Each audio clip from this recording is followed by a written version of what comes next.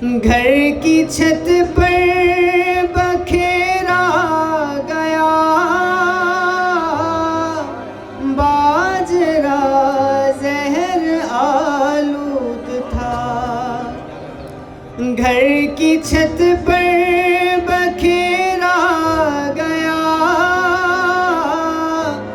बाजरा जहर आलूद था।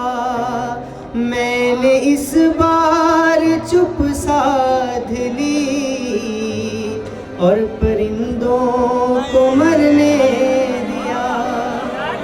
एक देहातन की दरिया दिली मुझको सैराब करने लगी। एक देहात की दरिया मुझको सैराब करने लगी।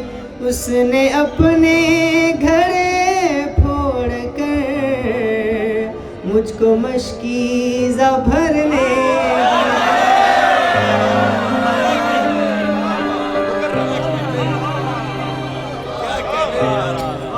एक देहात की दरिया दिली